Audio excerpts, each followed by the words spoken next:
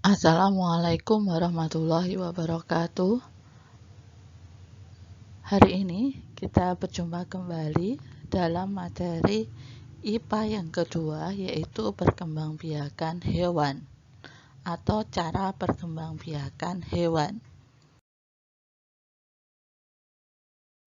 Perkembangbiakan pada hewan ada dua macam atau dua cara, yaitu yang pertama perkembangbiakan secara vegetatif atau perkembangbiakan tanpa perkawinan, dan perkembangbiakan secara generatif atau perkembangbiakan dengan cara kawin atau bertemunya sel jantan dan sel betina.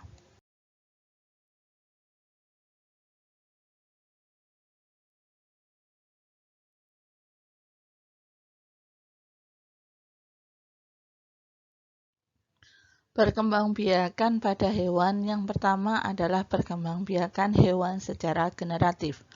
Perkembangbiakan hewan secara generatif terjadi jika ada pembuahan atau proses perkawinan.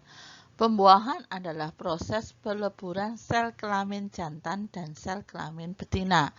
Adapun proses pembuahan itu ada dua macam atau dua cara, yaitu pembuahan internal adalah pembuahan yang berlangsung di dalam tubuh induk betina. Contohnya kucing, ayam, anjing, burung, angsa, itu adalah pembuahan internal. Jadi pembuahan yang terjadi di dalam tubuh induk betina.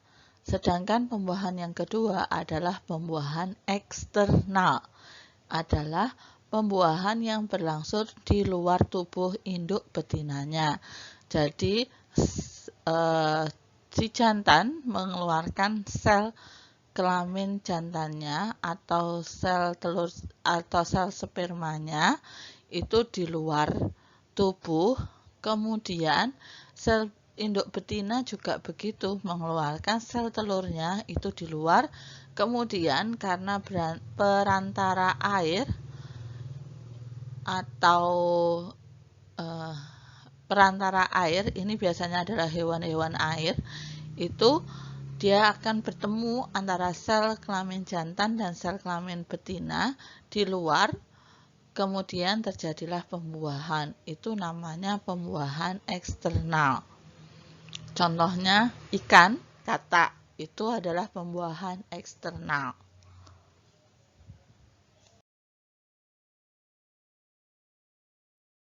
Macam-macam perkembangbiakan generatif pada hewan. Yang pertama, bertelur atau ovipar.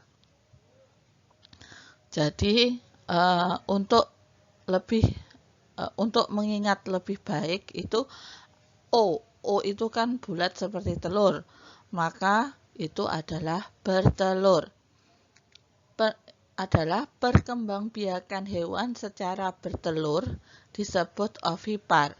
Prosesnya yang pertama, ovum atau telur yang dihasilkan oleh hewan betina akan dibuahi oleh sperma yang dihasilkan oleh hewan jantan. Pembuahan telur oleh sperma menghasilkan zigot. Selanjutnya, zigot tumbuh berkembang menjadi embrio hingga membentuk individu baru. Namun, pertumbuhan dan perkembangan zigot menjadi embrio dan individu terjadi di luar tubuh induknya. Contohnya ayam, itu tadi adalah proses pembuahan internal. Ikan dan katak, proses pembuahannya secara eksternal. Yang kedua, melahirkan.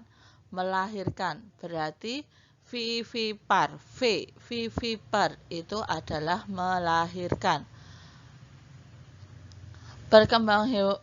Yaitu perkembangbiakan hewan secara melahirkan. Prosesnya, perkembangbiakan ini ditandai dengan proses pembuahan internal di dalam tubuh induk betina.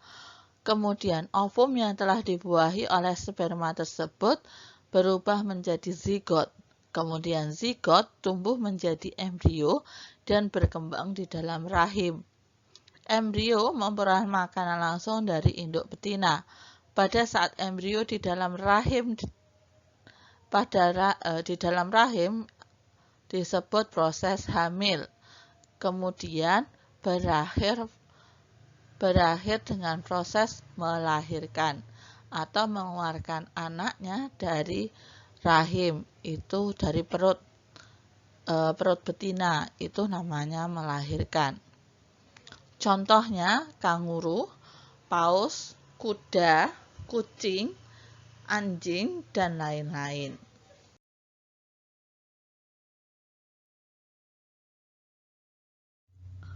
Bertelur dan melahirkan atau ovovivipar, yaitu perkembangbiakan hewan dengan cara bertelur dan melahirkan.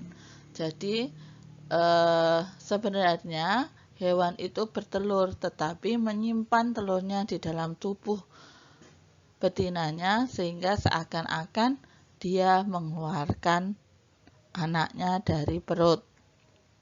Prosesnya, pembuahan ovum oleh sperma terjadi di dalam tubuh induk betina.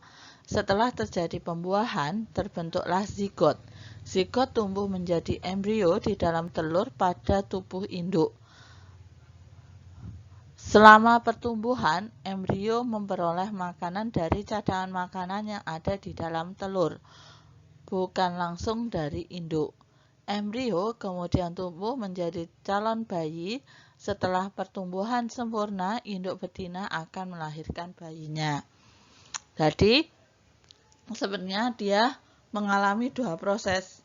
Dia bertelur, disimpan di dalam tubuh induknya, sampai anaknya itu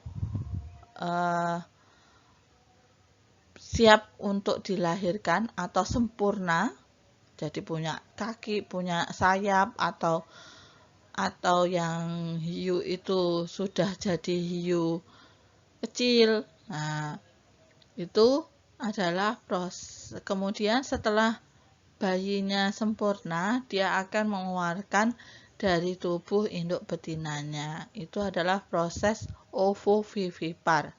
Dua proses jadi satu. O itu bertelur, V itu melahirkan. Jadi bertelur dulu di dalam tubuh induknya, kemudian melahirkan juga dari tubuh induknya. Contohnya adalah ikan hiu, ikan pari, bunglon, dan ular boa atau ular sanca kembang.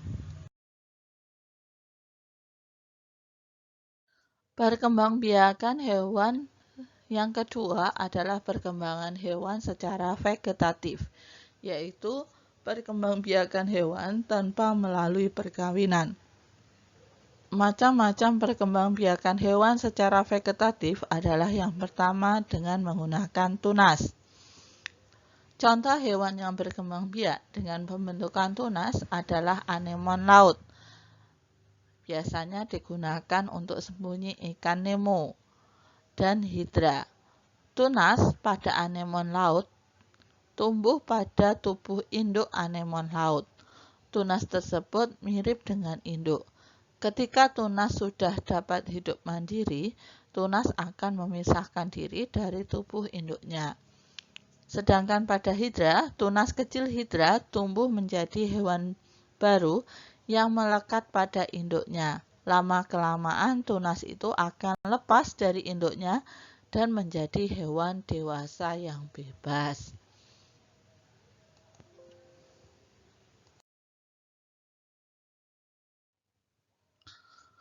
Perkembangbiakan vegetatif yang kedua adalah fragmentasi. Fragmentasi itu dipotong-potong. Cara perkembangbiakan hewan melalui pemotongan bagian tubuh yang selanjutnya potongan tubuh tersebut dapat tumbuh menjadi individu baru. Contohnya adalah cacing pipih atau Planaria sp. Cara perkembangbiakan hewan secara fragmentasi itu digambarkan pada gambar di bawahnya. Jadi ada satu cacing pipih, kemudian satu cacing pipih itu berfragmentasi sehingga bagian kepala terpotong, bagian badan, bagian ekor. Kemudian bagian kepala itu akan muncul badannya kembali. Bagian ekor akan muncul kepalanya. Sehingga lama-kelamaan dia akan tumbuh menjadi individu baru. Cacing pipih ini biasanya kalau di manusia itu adalah cacing pita atau cacing yang ada di perut babi, itu cacing pita. Bentuknya termasuk cacing pipih.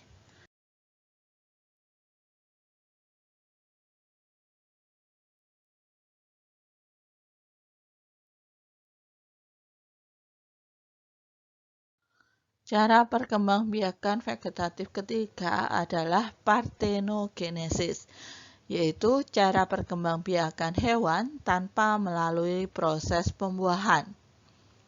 Partenogenesis terjadi hanya pada kondisi tertentu.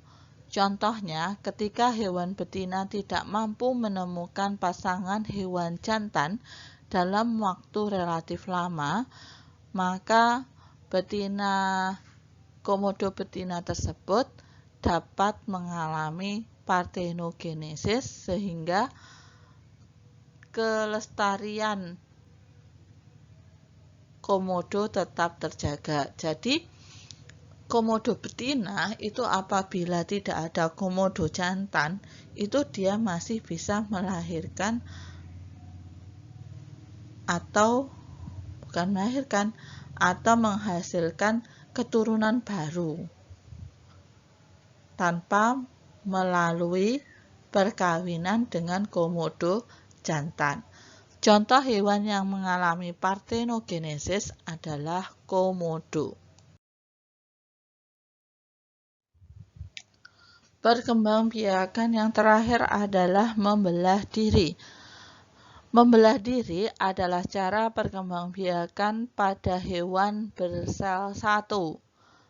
Contohnya, hewan yang berkembang biak secara membelah diri adalah amuba atau bakteri. Biasanya amuba itu berupa bakteri. Cara perkembangbiakan amuba itu yang pertama, amuba itu masih satu. Kemudian nukleus atau inti dari amuba yang hitam-hitam itu menjadi lebih panjang. Kemudian tubuhnya itu membengkok dan inti selnya itu menjadi dua. Kemudian semakin bengkok dia akan melepaskan diri seperti gambar nomor 4. Kemudian gambar nomor 5 itu dia akan siap melepaskan dari tubuhnya asal yang jadi 1 menjadi 2 di nomor 6. Demikianlah penjelasan dari saya tentang perkembangbiakan hewan baik secara generatif maupun perkembangbiakan secara vegetatif. Wassalamualaikum warahmatullahi wabarakatuh.